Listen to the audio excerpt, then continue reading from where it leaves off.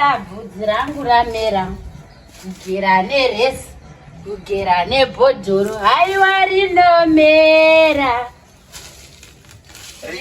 Regina, ndinogara ndichikuudza kuti ndipo.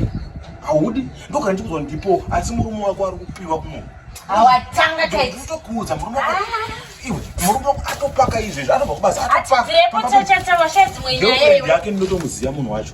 Ndotoziya girlfriend yake ine. Ndotoziya .com. Ine nharo ndogara ndichikuudza ndipo, unondinyima, unondinyimire. Atibvirepo nyama. Ati murume wako ari kungodla kumwe. Kana kuti handi ndokuratidza izvi. Izvezvi murume wako atobva kubasa, asi kubasa izvi. Ataripi murume wako?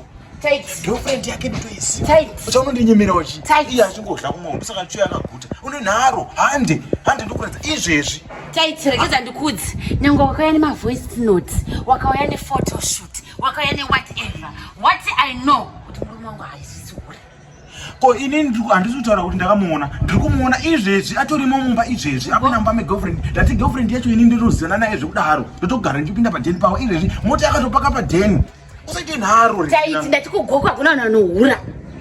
Gokwa ina vanhu vanohura. Unless wenyu wako kuti masvingo majaira. Handi Regina nharo dze. Ukuya kuno. Alright, handi. Uchipinyima. Mama vandisendera message saka ndina airtime. Saka ndakumbenda ku-taxi ndandotenga airtime nebebe. Ndikudzoka mamashi, ndikudzoka. Ndakuntenga airtime. Alright. Beautiful. Kamuvi kanonakidza. Eish, umana.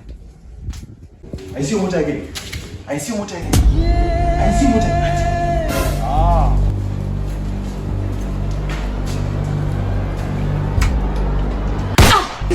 Naiwe bitch.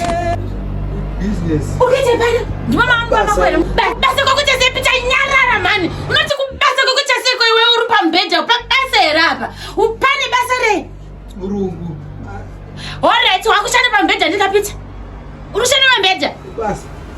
Regeza tishande basa racho rauri kuita. Siya itako akushanda.